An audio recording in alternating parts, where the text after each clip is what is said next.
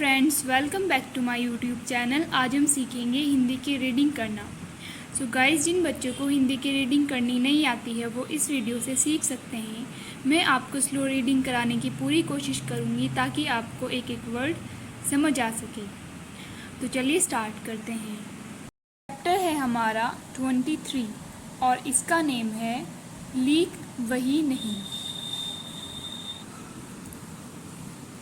गाड़ी का चाक यानी पहिया रास्ते पर चलकर एक लीक बना लेता है और उस लीक पर बेखटके पीछे आने वाली गाड़ियां चलती रहती हैं। किंतु वर्षों से गाड़ियों के निरंतर चलते चलते वह लीक जब बहुत ज़्यादा गहरी हो जाती है तब उसके पीछे चलना चाकों के हक में अच्छा नहीं होता। उन लीकों में पहिए धंसने लगते हैं और गति रुक जाती है। विशेष देश, विशेष काल और विशेष परिस्थितियों में चलते हुए हम अपनी जीवन यात्रा की गाड़ी चलाने के लिए एक लीक बना लेते हैं और उसे पकड़कर एक समय तक आंखें मूंदकर भी किसी मंजिल तक जा सकते हैं। पर अगर नया नया चिंतन ना करके बदले हुए काल और परिस्थितियों का विचार ना करके उसी पुरानी लीक पर हम चलते रहेंगे तो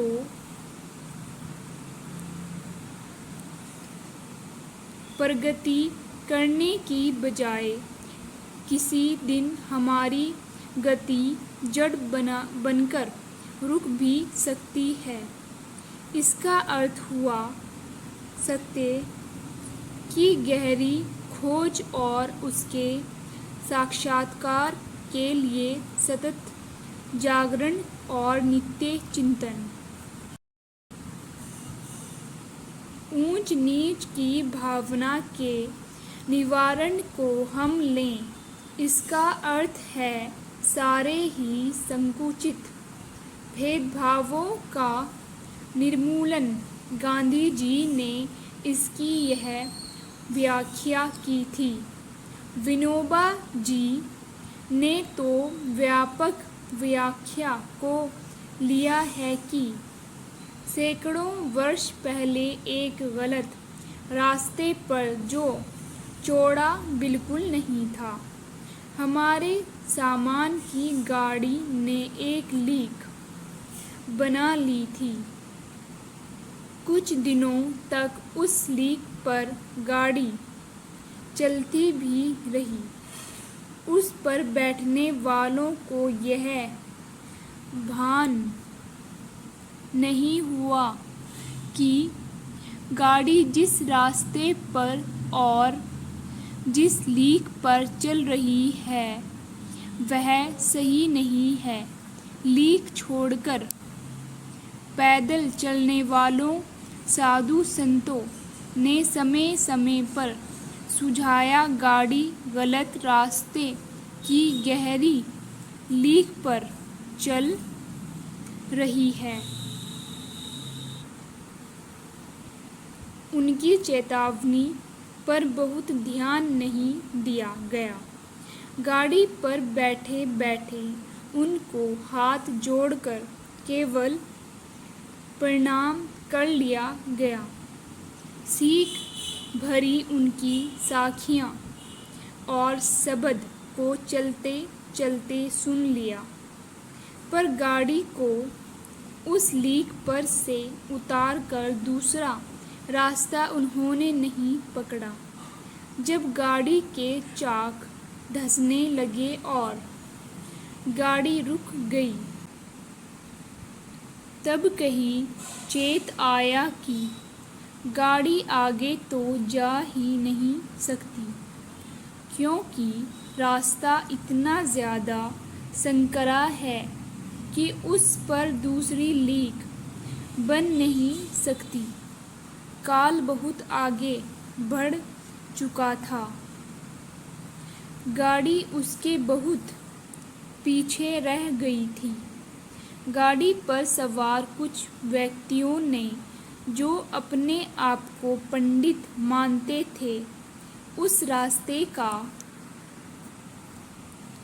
पुराना नक्शा खोला और अपनी पुरानी पोथियों के प्रमाण भी पेश किए। रूढ़ियों का लंगड़ा समर्थन करने पर भी चाकों ने आगे बढ़ने से, स्वर्णाश के गड्ढे में गिरने से साफ इनकार कर दिया। यह रूपक ऊंच नीच की भेदभावना मानने वालों पर लागू हुआ। उसके निवारण या निर्मूलन पर न्यूनाधिक रूप से क्या इसी रूपक को घटाया नहीं जा सकता। अंतर इतना अवश्य है कि रास्ता उसका सही और बहुत चौड़ा है। वह गलत जगह नहीं ले जाएगा, किंतु उस रास्ते पर अब नई लीक बनानी होगी और यह ध्यान रखना होगा कि वह लीक भी आगे चलकर कहीं पहली लीक की तरह रूढ़ी का रूप धारण न कर ले। दुनिया के सभी धर्म संप्रदायों ने अपने अपने आरंभ काल में अभेद और समता का ही जय घोष किया था, परंतु काल प्रवाह के साथ साथ न चलने से, नित्य चिंतन के रुक जाने से समस्त मानव जाति के प्रति अभेदात्मक समता के स्थान पर अपने ही धर्म और अपने ही संप्रदाय के अनुयायियों तक वह समता सीमित हो गई। समता और अहिंसा को अलग अलग चौखटों तंत्रों में जड़ दिया गया। तंत्र अर्थात कुछ कायदे कानून या बांधने वाले नियम का विधान। तंत्र की लीक पर गाड़ी कुछ समय तक ही चल सकती है, हमेशा नहीं। जिन विभिन्न धर्मों ने समत्व योग की साधना के द्वारा आत्मदर्शन का लक्ष्य संसार के सामने रखा था, उनके अंदर पथभ्रष्ट कर्मकांड की बाहरी क्रियाएं घुस गईं और केवल ये ही उनमें शेष रह गई। ये बाहरी क्रियाएं भी घिस घिस कर सिर्फ एक झूठा अभियान अपने पीछे छोड़ती जा रही हैं। विवेकपूर्ण चिंतन के न होने से तंत्र के चौखटे में बंधा हुआ कार्यक्रम या कर्मकांड आगे चलकर मिथ्याचार का रूप ले लेता है। नाम भले ही रह जाता हो, पर रूप बिल्कुल ही बदल जाता है। हमारे प्रत्येक कार्यक्रम के रूप में तो अधिकाधिक नवीनता और तेज आना चाहिए। नाम छूट भी जाए तो कोई चिंता की बात नहीं। सत्य की मूल भावना नहीं छूटनी चाहिए। इसीलिए यह बहुत आवश्यक है कि भटकी हुई लीक पर आँख मूंदकर गाड़ी को ना चलाया जाए, जो इतनी गहरी हो चुकी हो कि उसमें पहिए धंसने लग जाएं। सो गाइस, चैप्टर यहाँ पर पूरा हो गया है। आई होप आपको ऐसे हिंदी की रीडिंग करना पसंद आया होगा।